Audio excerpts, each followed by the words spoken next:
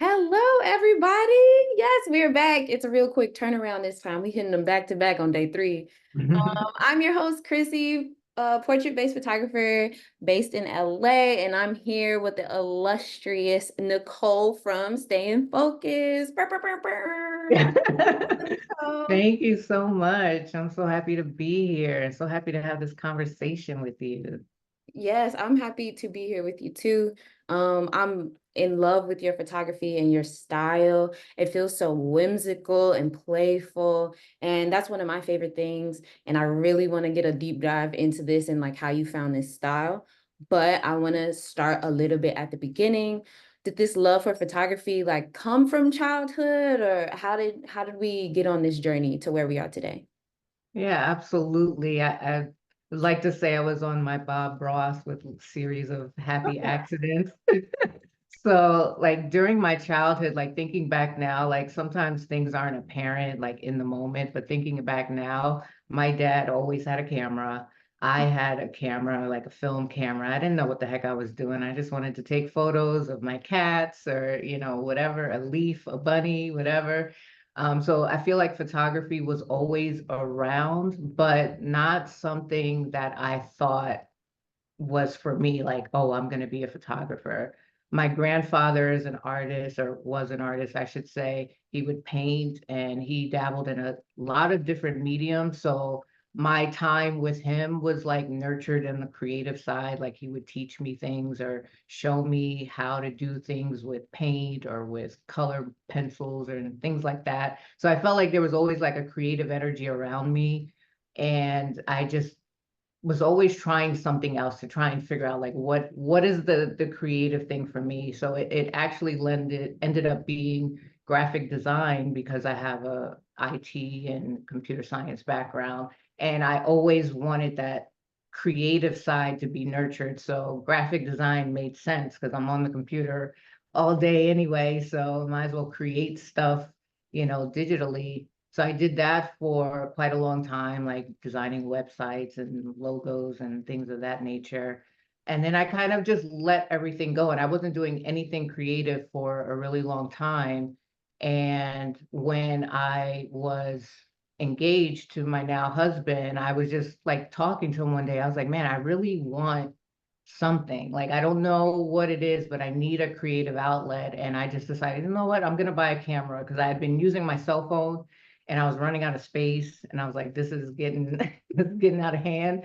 So I bought a camera and I just started taking pictures of whatever. And it kind of just like snowballed from there. And then I realized like all the things that I had done up until that point, I was able to put into my photography. I already knew how to edit because of the graphic design.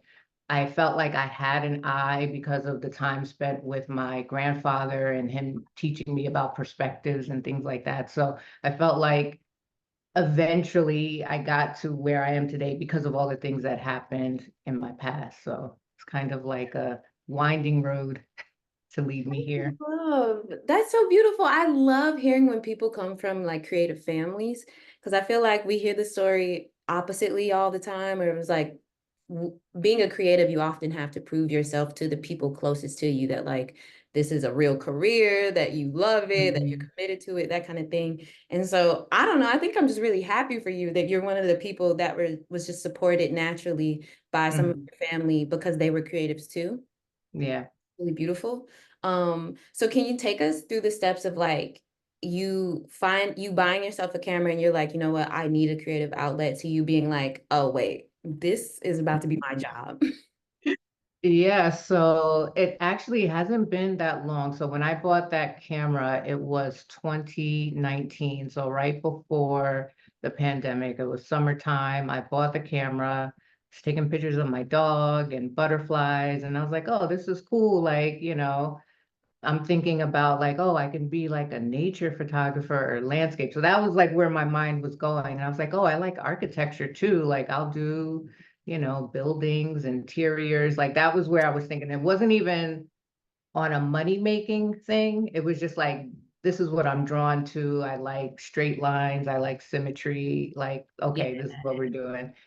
And I got the camera. I'm the kind of person where I need to know how everything works. So as a kid, when I got toys, I had a screwdriver. I was taking them apart, figuring out how they work, putting it back together. So when I got the camera, I was like, bet I'm going to read this manual and I'm going to know everything. I knew Yeah. nothing.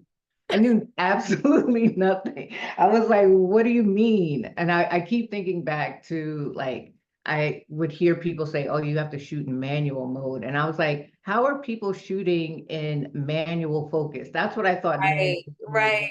I was like, how are they doing this? I was like, I don't understand anything. So I made it my mission to become a sponge and absorb any and every content I could get my hands on. So a lot of it was videos on YouTube and free ebooks and things of that nature, and following people on Instagram and just trying to learn all the things and figuring out what the heck is an exposure triangle. I Yeah. didn't have a clue. So it was that time spent learning that, and then pandemic happened and everything shut down. I'm like, I still want to learn. I'm like, I have actually more time on my hands now to learn. So what can I do? And that's when I just started pulling from things in the house. So it was food, beverages, and products. It was like, this is what I have. This is what I'm going to focus on, because like we were afraid to go outside, even to the grocery store. So it was like, I'm not going to walk around the neighborhood. I'm just going to work with what I have. So that's kind of like how it started. And at that point, I still was like, I'm just trying to learn how to use this camera. And it wasn't so much of like, oh, I'm going to create a business and I'm going to do this and I'm going to do that. I really just wanted to get to the point where I understood what all the buttons on the camera was. And it was a Canon Rebel SL2, I believe, is my first camera. Just a crop sensor, but it got the job done. But yeah, it's kind of like the abbreviated version of how we got here. Yeah. And then once I like really understood how to use the camera, it was just like snowball from there of like, okay, what do I really want to take pictures of and what do I want the images to look like? Wow, this is incredible. You only making this decision a couple years ago. And like granted, I had to remember for a second. I still feel like my time be off since the pandemic, where I'm like, that feels like I two don't even years ago. know. But you've been here for a minute. Right. But that's Time is weird now. man, time is so strange now. But that's how you found yourself in this niche of food and beverage. So I want to share your Instagram a bit so people can see what it is that you really do and how you fell into this niche. How did you learn how to do it though? Like, I don't know. I don't see this type of photography often, so it's just really Yeah. impressive to me. A lot of trial and error. A lot of my stuff is videos too. So, but this is a behind the scenes process of me creating that image. It's like orange juice with an orange floating and like drips and drops. And getting to this style, it was really leaning into what are the things that I like to photograph. I really, really love photographing liquids. So like drips and drops and splashes. So I'm always thinking of like, what would be a cool way of capturing a splash? So that's kind of like how we got here. And like going back to the very beginning when I was still learning how to use my camera, my husband, he would always make a cocktail like a couple times a week. He's like, I'm gonna make a cocktail. I was like, what if you came up with a new cocktail and then I photograph it and then we put it online. So it was like a way of forcing myself to practice every week because we wanted to release a new recipe every week. So we call it Mixology Mondays, and that's on my website. We have a blog. We have been doing it for quite some time. We took a break because things got really busy for me in a good way. So we took a break from sharing recipes, but like honestly, that's where it started. It was like, okay, using natural light to start out with, and things were looking rough. I didn't know what the heck I was doing. And then I realized, oh, certain lighting makes the drink look better. So let's just keep shooting in this way. And then I realized, okay, it's wintertime and we're trying to shoot at 5 o'clock. This isn't working. So it's like, okay, now I got to learn how to use artificial light. So it was like I would run into a problem and then I had to figure out a solution. Like I guess the engineering part of my brain is like always about problem solving. So it's like if I want to achieve, X, Y, and Z, what do I have to do to get to that point? Wow. Okay. This is so stunning. I love food so much. I don't really photograph it like seriously. I'd be taking my iPhone photos. But, I never photographed it seriously, but because I love food, I love really gorgeous images of food. And it looks like you also do all of your own like styling and set creation. How A did lot of it, yeah. Was that already a skill, or like are you just learning as you go? How was it like pulling all of these skills together to start making your Mixology Mondays? Definitely trial and error. In the beginning, it was looking at things that I saw online, like, oh, that looks nice. How can I do something similar? So there's this book, it's called Steal Like an Artist, and I keep that in mind. So it's not like copying other people, but it's like taking elements from things that you like and making it your own. So I try to do that with everything unless it's like, a super original idea that I pulled out of my brain in some weird filing cabinet that I have. Yeah. But it's taking the elements that you like. So there's things in food photography that you might see. Like there's some people that are like super minimalist and super clean and you don't see crumbs or anything like that. And then there's like the opposite extreme where there's like bits and crumbs and it looks like someone was eating the food and like that is beautiful too. So I feel like I'm somewhere in the middle because I struggle with like, okay, if I put a crumb, like, oh, I have to move it and make it like the perfect crumb or like the perfect droplet. So there are ways to finesse it to make it your own. And I feel like I'm still on that journey of like, what I would love is for people to look at my work and know that it's me before even reading a caption or, seeing anything. It's just trying to be unique and true to myself. Yeah, I mean, you definitely have a clear style to me. Like your Instagram, we haven't even pulled up the website yet, but we will. But your Instagram is so cohesive. It looks like the same photographer put their art and their style on top of it. Could you share a little bit more about your techniques that you use, specifically with Sure. shooting?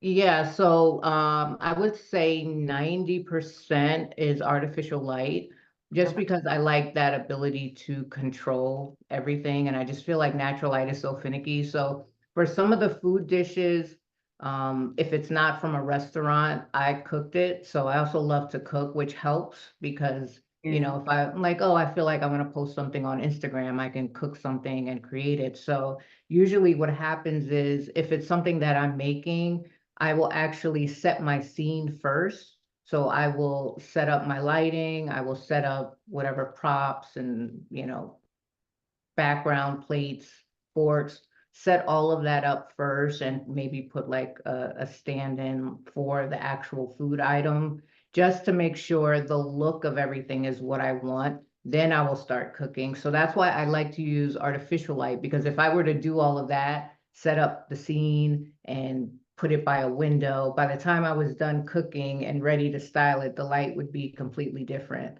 So being able to control everything is just what I prefer with artificial light, unless it's like something quick where it doesn't require a ton of work. Yeah.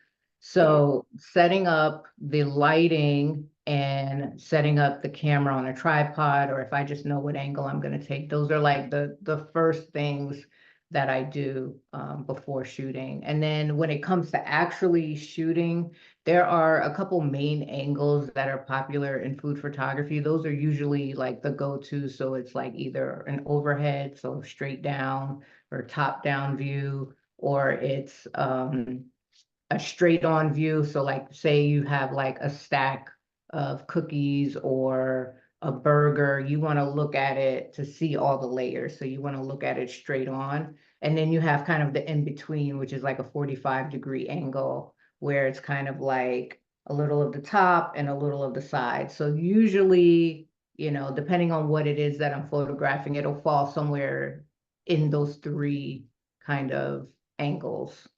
And And then I'm usually like a stickler for straight lines and making sure things are, as close to as perfect as I can get it before I get it into Photoshop. So I try to not spend a lot of time in Photoshop correcting things that I could have corrected, before I hit the button. Right. I love that also while you were talking about that in the video, we got the example of how you set up your tripod and everything. That was almost like we did it on purpose. We got a couple questions in the chat already. Shanice says, what is the best camera brand for beginners? Uh, this question, I feel like I don't always give a satisfying answer to this question because my answer is the best camera is one that you can afford and one that feels good in your hand. So I can't say a brand or a model because everyone is different and I feel like it should be a personal choice. So what I often will recommend is for folks to rent a camera. So there are a lot of companies out there that allow you to rent gear, and I still rent gear. I actually have some gear coming later in the month for me to try out. So before investing a lot of money in a big purchase like a camera, definitely rent something. And things to consider that I try to point out differences between a crop sensor and a full frame, because depending on what you're photographing and what your goals are, you might want to skip the crop sensor and just go for a full frame. I started on a crop sensor, which is just referring to the sensor size of the camera. A lot of people, I feel like starting out, go for crop sensors, one because they're inexpensive and it's easy to learn how to use the camera because the manual functions are going to be the same as a full frame, but it's just a less cost there. But I feel like the cameras nowadays, they all do such an amazing job. I've rented mirrorless. I'm still shooting on a DSLR. And I feel like for me, I haven't hit a wall where I can't do what I want to do with the cameras that I have. So I'm just going to keep rocking with what I got. So it's hard for me to say, oh, you should try, this or that, because that's what I did. So I always say just rent something. A lot of the sites will let you compare features. So I do that a lot too. So like you can, you know, pick two that are similar. Maybe they're similar, but the price is different and you're not sure like, why is this one more than the other? You can compare the features. If video is important to you, maybe you want a camera that has, 4K video capabilities. Or for me, I like to record slow-mo pours. So having that slow motion ability for a higher frame rate was important to me. So I have one camera that can do like 120 frame rate, and then I have the camera that I shoot all my stills with. So those Ah, are just things really to good to know. consider. Yeah. And to that note, I also wanted to just share that you can get those rentals from camera stores, and they're usually like the more big box camera stores, like a Sammy's Camera or like B&H. But if you're Hmm. not in a city that has those type of stores, or you can't seem to find one, there are some online places Hmm. like ShareGrid, which is kind of like Peer Space for camera gear. There's also Hmm. Borrow Lenses. I And use Lens Rental. They're great. rental, KEH rental. So Hmm. there's a bunch of resources out there physically or online. So you can just try out some gear that you're interested in. And the prices might even be cheaper than you think. A lot of Yep, these places host deals. So please use these types of resources when you're trying to figure out what might work best for you. So absolutely. thank you for calling that out too. Um, Hmm. and can you also tell us about the gear that you use today? Like you mentioned that you have two Hmm. cameras. Can you share which cameras and the lighting, if you remember the names that you use Yep. to help you build your sets? Yeah, absolutely. So I'll start with the lighting because it's a pretty easy answer. When I started buying lighting, I didn't know what I was doing. So I was buying this. Oh, that looks good. I'll buy it. So it was like all these different lights from different companies. And then I realized they all had a slightly different color temperature. So if I was trying to use more than one light at a time, I was running into issues. So I said, you know what? I'm just going to pick a brand and I'm going to stick with it. So right now, all of my lights are Godox brand. So primarily when I'm on location, I'm bringing the 8200 just because it's small. And I Yeah. also purchased the 8300, and it's also pretty compact and small. So I just like traveling with those because one, it's wireless. I don't have to worry about an outlet because sometimes I have no idea what the inside of these restaurants are going to be and how much space I'll have. So I'm always thinking of how I can like have the smallest footprint possible when Yeah. I'm on location. And I'm using various modifiers for the light. The most popular one that I'm using right now is actually a beauty dish. It's a collapsible beauty dish. It's kind of a octagon shape, but there are more sides than eight. So I'm not quite sure which one it is, but that's pretty much what I'm using now, just because it gives me a nice soft light when I want it. I can make it look like a window because a lot of times what I'm doing with artificial light is trying to imitate natural light. So that's kind of like always in my mind is that I don't always want the flash to look like flash. So Right. I like that modifier a lot. Sometimes I'll use a bare bulb for that hard light, which is becoming really popular now, which I'm actually happy about because in the beginning, everything food photography was like, oh, it has to be soft and like not harsh. That was the lighting. It had to be soft and beautiful. That was like everything that everybody talked about. So I love that harsh lighting is a thing now. But so that's lighting. The camera gear that I'm using is my main camera is a Canon 60 Mark II. And thinking about when we were talking about lens rentals, when I was ready to upgrade to a full frame, everybody at the time had 4D or 5D Mark IV Mm. is like what everybody was shooting with. And I was like, well, let me rent it and let me rent this other one, which was a 60 Mark II. And I want to see which one I like better. And I actually like the 60 Mark II better because of one thing. The LCD screen is articulating. So the 5D Mark IV, the screen is fixed on the back. So if I'm shooting overhead, I can now flip the LCD screen and see what I'm doing, and I don't have to tether if I don't have the space to, or I don't want to set up my iPad. I'm not relying on another piece of tech. Again, just trying to keep my footprint small when I don't have the space to set up all the things. So that was like the main deciding factor for do I get this popular Canon full frame that like almost every pro that I ever talked to uses, or do I do something completely different? And it's been working fine for me. So that's my main camera. And then my backup camera and the video camera is a 90D, also Canon. Mm. So that's kind of what I'm using right now. I'm thinking about, the next one, but I'm like, we'll rent for now. I'm glad you mentioned that, where it's like some things might be good for most people or something like that, but for the type of work that you want to do and the stories you want to tell, this is the type of gear that works best for you. And also, like you said, that feels good to you in your hand. Like, what, Mm-hmm. when you're moving around, how much weight can you carry? Like, how much Mm-hmm. gear do you want to have with you for what you're trying to achieve? You mentioned, before I say that, I love macro shots. This is so Thank absolutely you. stunning so much.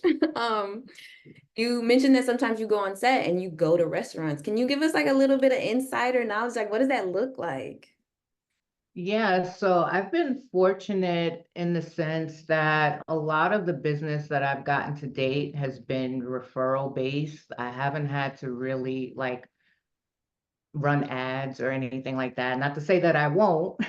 but so far I haven't. And one of the clients that I've had that I really appreciate has been an agency, and they've hooked me up with a lot of Black and brown restaurant owners and chefs as part of the Pepsi Dig-In program. So it's a program by Pepsi that's highlighting these Black and brown minority individuals with restaurants or chefs and helping them get images for their website and for online ordering. So they will reach out to me usually for restaurants in New York and Pennsylvania, just because of where I'm located, and a couple in New Jersey as well.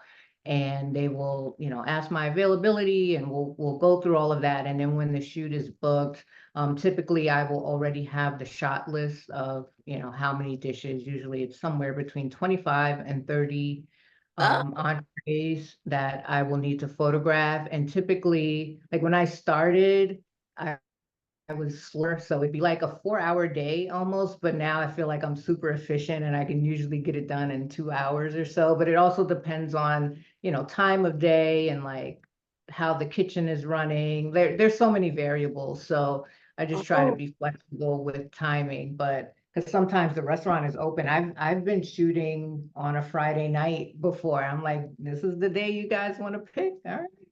right. So Okay, so get I dinner service. right. I'm But thinking you're going like before this restaurant opens or after it closes or something not like always. that. Yeah. Wow. And then 25 to 30 entrees in 4 hours, and now you're doing it quicker. These numbers are crazy to me. Like I'm thinking these are full days. Like these are 8 hour set days. Mm. No, I've not done longer than 4. Now that I think about Wow, it. that's Yeah. incredible.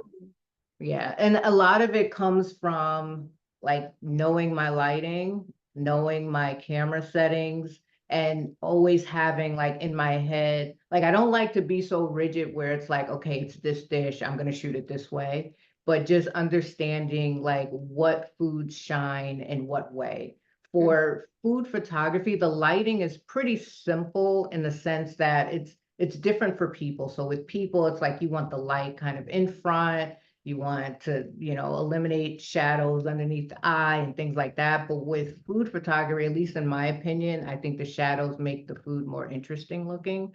yeah, So you're going to be shooting from either the side with the light on the side, the light behind. Those are like the two main, or like somewhere in between. So sort of like that, the angles of shooting when you have your camera, similar with the food, but the light is never coming from the same direction as your camera. So I always usually start with side lighting when it comes to restaurants. That's an example of backlighting. hmm, And I'll have like a reflector. So I usually have a tabletop V flat. So like, you can have like those large V flats for people. I have like small tabletop size ones, kind of like maybe a little bit larger than a sheet of paper. So then I can bounce light back into the scene. But usually it's a one light setup when I'm on location, just again, because I don't want to be taking up too much space, especially if the restaurant is open and, there are people coming in to eat. I don't want to be intrusive. I don't want my flash like going off all crazy or anything like that. But yeah. yeah. Actually, you know what? I didn't talk about my lenses that I Oh, use. yes. Let's talk about your lenses. Yeah.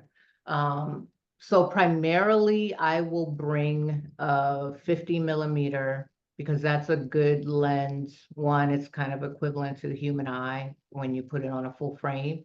So the 50 millimeter is usually always in my bag. I don't always shoot with it, but it's usually always in my bag. When it comes to food, I like the 100 millimeter macro. So one, you can get those macro shots, but also I can get as far or as close to the dish as I want. So I love shooting with an 85 millimeter lens in general, but sometimes you just don't have the space Yeah.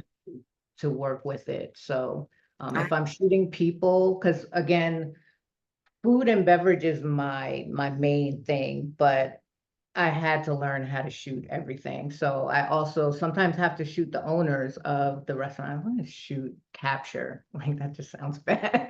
I like to capture the owners or the chefs. So I will usually use the 85 millimeter for people. I just feel like it makes people's faces like the compression. It just looks yeah.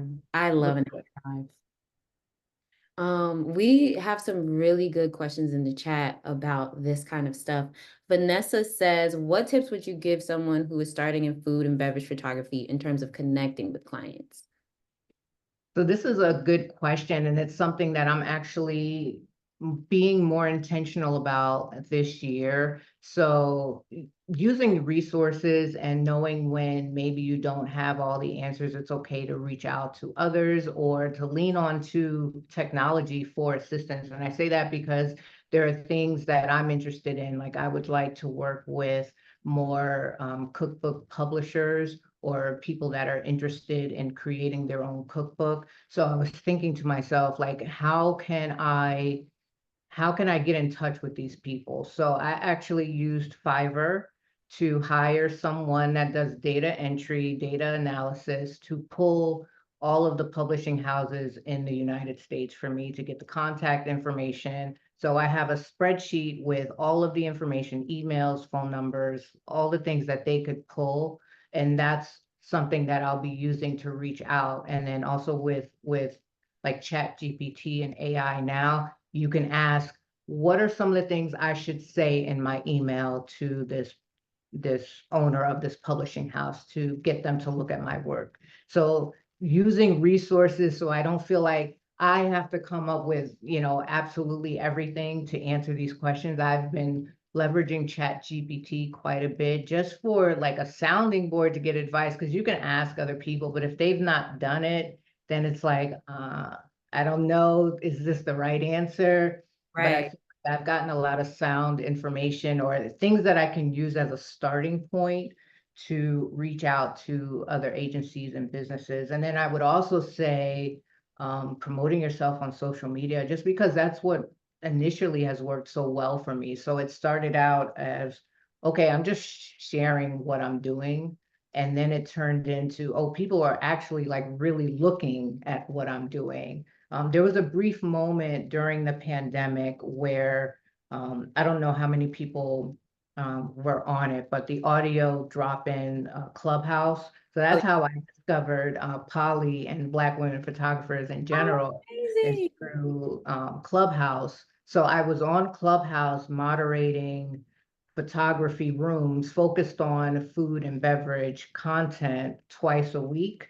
So that was also a way of getting other people to see what I was doing, to hear what I was doing, and make those connections. So that's why I've been fortunate that I haven't had to pursue a lot of clients to date, but that is going to be changing soon because I want to be more intentional about the work that I do and not just take what kind of comes to me. So my to sum this all up is to use your resources and to not be afraid to put yourself out there, to share your work and pursue the avenues of the things that you want to do. So I share a lot of what I want to continue to create. So I'm shooting like events, I'm shooting people, but I don't share that as much because I really want to be conscious of the work that I'm putting out. So I get, people responding to that and booking me for those things.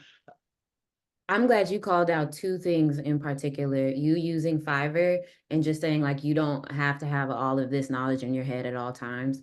Like having an assistant regularly or at every shoot can be expensive sometimes. And I think Mhm. having those moments where you're like, I'm just gonna outsource some information real quick, doing stuff like that is so beneficial to you, and you're not weird or incompetent for doing it. Like everybody needs help, and it's so good to do that. And then the last thing you just said, it's slipping my mind. What were we talking about? We are talking about Chat GPT and using your resources. I'm sorry. There's something you just said that I was like, oh my God, that just made me fall out. But that's okay because this is recorded like all of our other conversations. So I'm gonna go back and remember it, and then I'm gonna DM you. There you go. Um, but on this same note of just like asking questions and stuff, we have another question in the chat Mhm. from Ruby that says, what are your go-to questions that you ask your clients before, so in pre-production, you start shooting for them?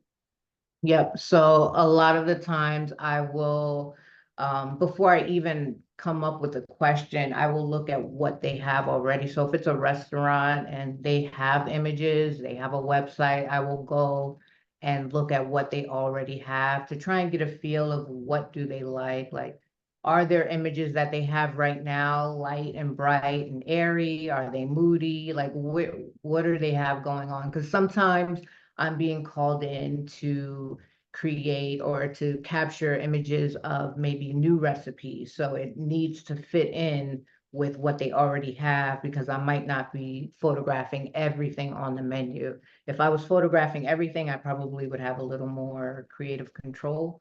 Mm. But I like to get an idea of where are we starting with first. And then some of the questions I will ask is, what do they like about their current images, what they don't like about the current images, or what they like about my work. Because sometimes they will say, oh, well, we really love your splash shots and, some of Mm. these shots. So it's like, okay, then I know this is what I'm going to be doing. Like if specifically if it's cocktails, then because you can easily just take a cocktail and, here's the drink in a glass, here you go. But if Right. they say specifically they like they like my images of the splashes and all of that, then I will make sure then we talk about like, what do you have in mind? Do you want to see hands in the shot or do you just want to see the drink? So, I'll also talk about colors, like are there specific colors that are important to you to see? Do I need to bring a backdrop? I have a ton of like surfaces and backdrops, or can we use the restaurant? Because, sometimes the tables are not always the prettiest. Right. Been through it. So it's like, I can easily bring in something. So what I started doing is, especially for the consultations where it's on the phone or maybe even through email, is providing a link to images of my props, of my backdrop, so they can say, oh, I really liked, this backdrop, or, maybe some of these props. So it's just really trying to be as prepared as possible without feeling like I need to bring my whole You get like office your whole with set, right? me in my car. Because in the beginning, that's what I was doing, and I was like, this isn't working. I had like totes and bags. I was like, this isn't working. So we need to like really narrow it down ahead of time of, okay, what are they expecting as far as the look and feel? Right. Also asking about like the plating of it, because there's kind of like two hats that food photographers have to wear: the food stylist and the food photographer. On some like big production shoots, you might have a dedicated food stylist, but a lot of the times it's just me. So um, I try to learn as much as I can as far as like, how can we really make the food shine? A lot of the chefs, they do a great job, but there are just some situations where the food might look amazing for someone that's about to eat it, but it might not photograph the same way. So just being aware and knowing like, okay, if I'm photographing a burger, then I might want to bring some extra toothpicks or things like that just to help me place the food where I want it. Or I have like a little kit that I like to bring. It has like brushes and things like that, because sometimes we brush olive oil on stuff to make it look a little better. Right. There's like little tricks and things that you can do to enhance the images. So those are kind of the questions that I like to ask ahead of time, like as far as, what I will need to be responsible for on the day of, as far as styling and the overall look, and just kind of like, what do I need to bring with me? Those are the main things that I'm wanting to know. Man, this is crazy. And like looking at your images, I'm like, I don't know how you make it through without getting hungry. Everything looks so delicious. It's funny because I feel like it's part of like me being locked in. Usually when I'm working, like I'm not hungry, I'm not thirsty, but as soon as we wrap, I'm like, okay, so what can I take with me? Exactly. Which one of these plates is mine? And that's like a great perk of the jobs. Usually, I don't go home hungry because like there's always extra, and like, people don't want things to go to waste. So Yeah. that's a nice perk of the job. Okay, so we talk about pre-production. Now I want to talk about post-production because I slid past this photo a little earlier and I want to go back to it. You said you got into this through graphic design, so it's clear that like graphic design is a big part of your work. Hmm. Please tell us how you achieved this. This looks like hours and hours worth of effort. Yeah, this one was quite involved, and it's funny because this was right around the time when generative AI came out on Ah, Photoshop. So like I was playing around with that, and I was playing around with another tool, and I just wanted to see like at that time, like what were the limitations of this. And so I was like putting in things like levitating sandwich, and like the video that I have uploaded on Instagram for this, it kind of shows some of the results that I was getting, and it was not it was not it. So I was like, all right, I have to do it myself. So the actual shooting of this was probably about 2 hours of work to just shoot it. And then it was probably about the same amount of time to edit. It's hard for me to say exactly how long it takes me to edit because there's a period of time after I've captured stuff that I just can't look at it. I'm just like, all right, we captured it. See you. See you Yeah, when I see you. Cause I'm like, things just, I'm my worst critic. So like usually like right after I'm like, I don't want to look at it. It's crap. you And gotta then give I'm it like, all credit right, let's come where it's back. yeah.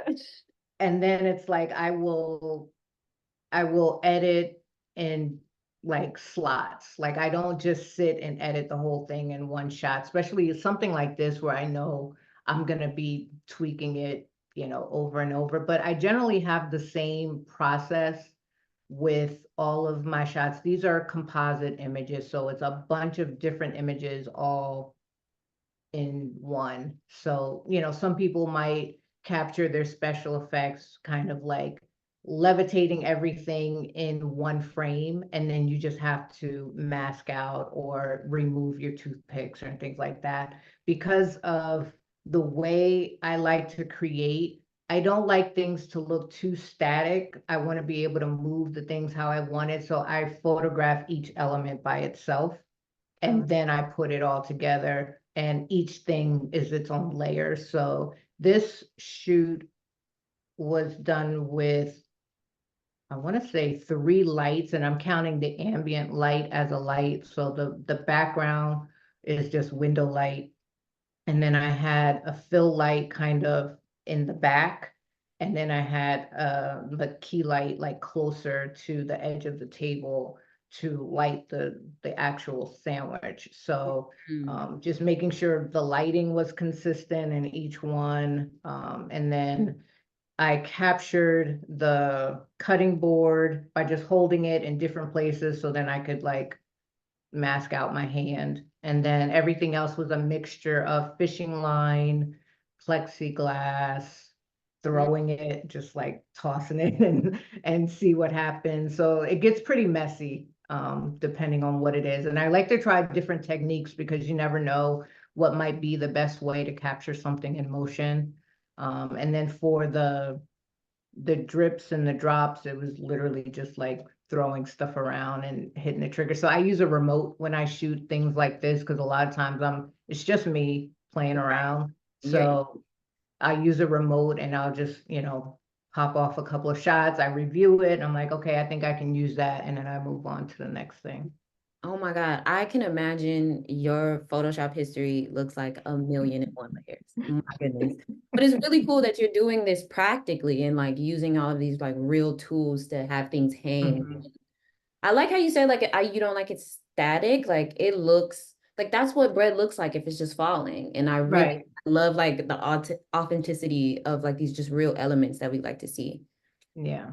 And My thing that I really like is to make images that I feel like are completely impossible, but like maybe that's right, but something. Like maybe. maybe.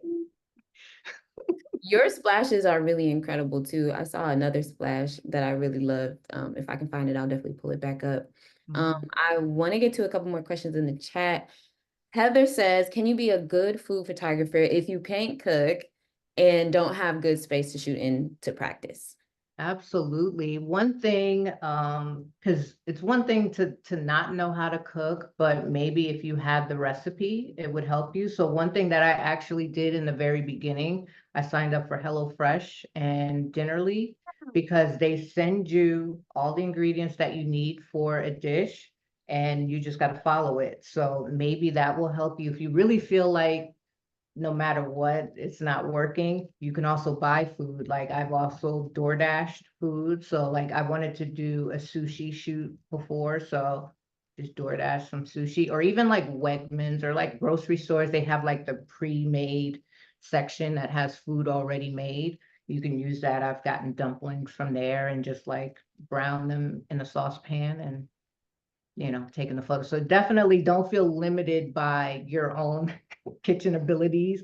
There are ways around that. And also I've made friends with chefs. So it's fun when, they need to update their images or get images done for their website or their Instagram because they'll cook and then, I get to eat and I get to shoot. So, and then as far as space wise, I also don't feel like that's a limitation as well. So there are a lot of companies out there that make backdrops for specifically tabletop photography in general. So they could be used for products, they can be used for food and beverage.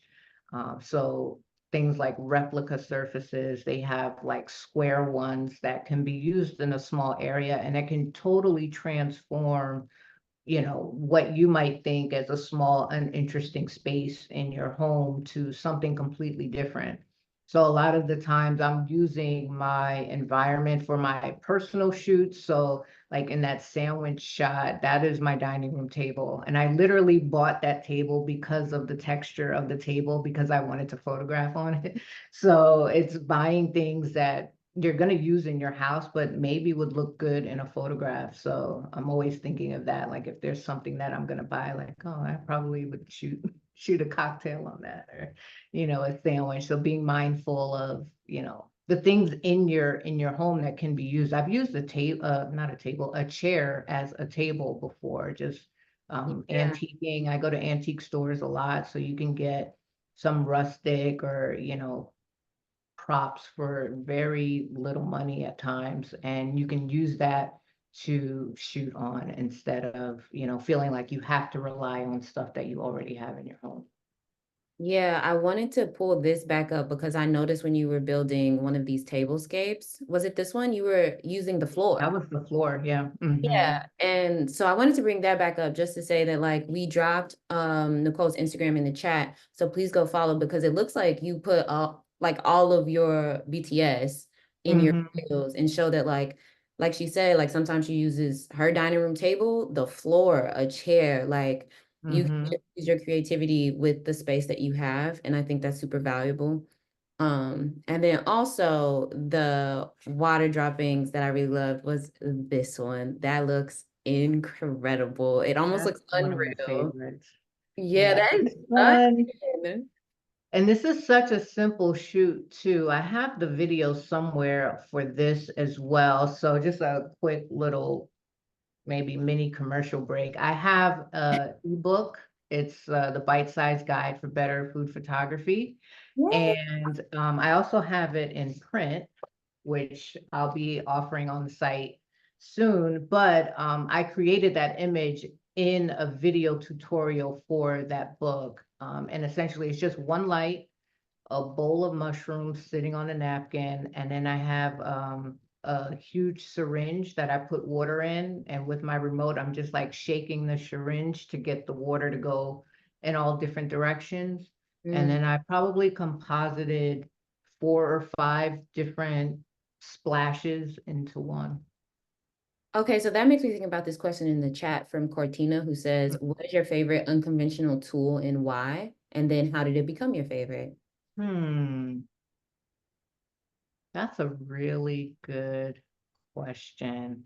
I do like the syringe for cocktails. So one, cocktails in general, just that's my jam. So I love to do any type of cocktail shoot, and I like to capture motion. So specifically with cocktails, I just feel like it's easy to use droplets and you can capture the movement in so many different ways because I'm also thinking of these droplets could be used not to capture the actual droplet, but the ripples that it creates on the surface of the drink. So I have a couple of images of that somewhere in my feed as well, of just the rippling, which is so beautiful to me. So I feel like the syringe is super versatile, and you can get a pack of like 3 in on Amazon. Yeah, this one there was a ripple and this is our Halloween one. It's a little creepy, but we were having fun with just creating something kind of crazy and out there. Yeah, it looks really cool. And the lighting and Just like weird and yeah, like I like it. and But that's my basement. So that's my mm, basement. And I had some fake cobwebs that I got from the Halloween prop store. see, that's so cool. Like you can use almost anything and like make it a practical tool. Mhm, create something that looks like it would naturally be there. Like there goes that ripple that looked really good. mhm. Um, Me being crazy in the corner. But yeah, so capturing things like that, the ripples and just splashes in general, I just really, really enjoy that. So yeah, definitely the syringe. I feel like this Halloween one is kind of on the level of this question in the chat from the engine group that says, inspirational work, by the way. Can you share a memorable experience or project from your career in food photography? Um, yeah, so actually the one that I want to share, it's not really related to food, but it's photography, so I'll share it. Because actually you had the post up.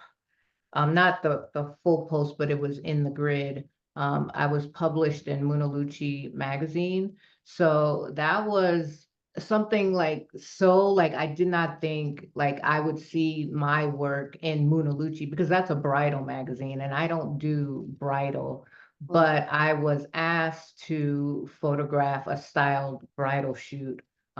I knew the event planner that organized everything and we got to go to Belize for a couple of days, and I got to meet a lot of cool people, the dress designer, the model, the hotel venue, and we got to create, which I just think it was just really beautiful, this um, kind of campaign around coming to that specific particular hotel in Belize to book your wedding, your destination elopement, things of that nature. So just to see like my work in print over several pages was just like super special to me and like there's just like a feeling of like being tangible with your work that I just love. So I'm like, I need more of that, more of my work in print. So that's a goal of this year is to be printed in more places.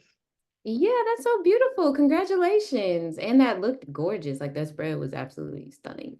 Thank you. There Yeah. was cake there that I photographed, so it kind of relates to food. Right. Okay, and with the last couple minutes we have left, we have 10 minutes left. I want to get into talking about rates. How do you set your prices in food photography? How do you even know where to start? How do you make a business out of this? This this is a tough question, and it's also important because I actually raised my rates this year because of what we talked about before. I was becoming more efficient. So if I'm charging hourly and now I'm faster, why should I get dinged and get paid less because I'm more efficient? Like I should be paid more. You So day rate, yeah. yeah, so I changed a lot this year. And I remember I was mentioning it to my husband. He was like, "Are you concerned that people might push back or not book?" I was like, "People just booked just now at the new rate." Like it didn't even make a difference as far as like, what I thought like in my head. I was like, "Oh, I'm gonna raise it," because I raised it quite a bit. And I was like, people are not gonna want to pay this, but they will. And I'm like, I had to learn to not try to count money in other people's pockets. Like if they want my work, they're gonna pay for it. So in the beginning, I really didn't have any idea of how to price this out. So like I would Google like what are other people charging? And they're all, like you'll get a generic answer. Like some people are, $100 an hour or this or that. And it's like, well, let me find where I think I'm comfortable with. Cause again, I'm so hard on myself and I'm like, don't nobody want to pay me for to play in their food. But I'm Right. like, Went through that era. so it's been a journey. And so what I've actually learned to do is like at the beginning of each year, just like reassess, or maybe like actually I'm reassessing right now, like some other areas because I don't just do food and beverage. People also will mail me their products or I will do events. So I'm also thinking about like what makes sense from that perspective. And I have a document that I created, another tool that I use a lot, Canva, even though I use Photoshop and all the Adobe products, like sometimes you just need to throw something together real quick. So Yeah. Canva is a quick plug. I have all of my pricing outlined there. So it's not something that I feel like I have to remember also, because I feel like, there's all this pressure that we put on ourselves as like business owners of like, oh, we gotta have all our ducks in a row and we gotta, figure out how we're doing this. And it's like, let me just put things in place to help make my life easier. So for me, having a PDF of like everything that I'm charging, and I update the name of it, whether it's like pricing for 2024 spring or summer, however I choose to update it, and then I go from there. But right now, usually for the restaurant shoots, it's a half day rate, because again, it was usually about 4 hours is my max for these shoots. I usually don't go over four. So I'll typically will say it's, my half day rate, and this is what is included up to 4 hours, and however many images is usually like my main package. Usually I don't like to limit it to the number of images because I always over deliver, because it's just, I can't help myself sometimes. Like if the restaurant says they have 20 dishes that they want me to shoot, as they're bringing them out, I'm going to get a couple hero shots of the group of the dishes, even if they didn't ask for it. It's just like I have to do it. Like I just feel like I can't look at all these dishes sitting here and not want to capture it. So I don't like to lock myself into number of images, but we'll go with approximate number of dishes just to help me figure out how much time it's going to take is really what it is. And then we'll go from there. And then for other things, like for product shoots or things that I know it's going to be a lot of special effects, it really will determine the amount of time that I think it will take me to capture it and edit it. And then we'll go from there. And I usually will come up with something that, makes sense. Like, are they sending me 5 different products that all need special effects, and that's going to take considerably longer than like, one or two that maybe just need a quick splash or, something of that nature. So it's not very straightforward in the sense that everybody is going to get the same quote just because the time involved is going to vary. Okay, yeah, that's really important. So, boom, what you consider is how much work it might take to set up the shot, to shoot Mhm. the shot, and then all the editing that it takes. Because for what you do, there is a lot of editing involved, and you Mhm. don't want to count out all the hours you spend creating like all these cool shots and all these cool effects that you do. Right. Okay, cool. That's really important.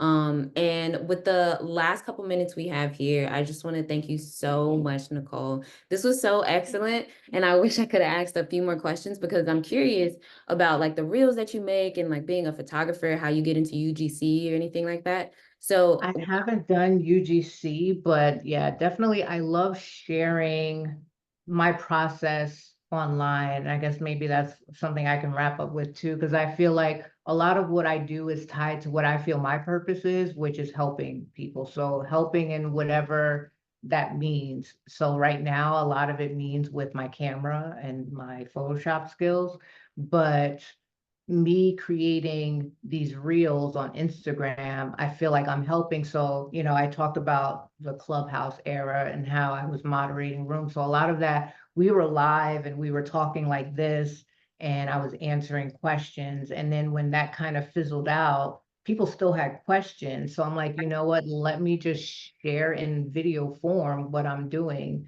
because it will help. And I feel like it doesn't hurt me to share what I'm doing, because even if, I'll use a food metaphor, even if we have the same recipe, the sauce is going to taste different. that's So it doesn't hurt me to share what I'm doing or my approach, because my eye is not your eye. What I think looks good is going to be slightly different than what other people think looks good. So like it doesn't hurt me to share. So I love putting what I can on reels. It's time consuming, but I like to have fun with it. I use a lot of CapCut and things like that just to make it interesting. Yeah, I think it's fun too. With that being said, though, that just makes me think about how we've been using this hashtag BWP Summit to have you guys enter into this giveaway, right? But what I just thought about is if you still have questions for Nicole or any other of our speakers, if you use that hashtag and ask them the questions, they'll be happy to get back to you. And you've just entered yourself into the giveaway by itself. So Yeah. please do that. Please keep sharing about this. Thank you so much, Nicole. This was so much fun. I'm so excited that I got to speak with you today. You dropped some gems on us. Thank Vanessa in the you. chat also says, this has been so great. I appreciate your willingness to share because it has been so helpful. So thank you for saying that, Vanessa. Thank you for having me, and thanks everybody for listening in. Like, I really love this. So definitely, if there are more questions, I'm 100,000% happy to answer any questions that you guys have. So follow me on Instagram, DM me, carrier pigeon, whatever, smoke signal. I'm there. Beautiful. Do you mind if I take a screenshot? Yeah, sure. Okay, cool. And we Okay, thank you so much, Nicole. Again, y'all, I want to say thank you for showing up. We got our next speaker coming right up. Like I said, today, day 3, we doing back to back to back. So come right back. Again, shout out to our sponsor, Adobe Lightroom. Enter into that giveaway. Come right back, and we'll see you soon. Thank you.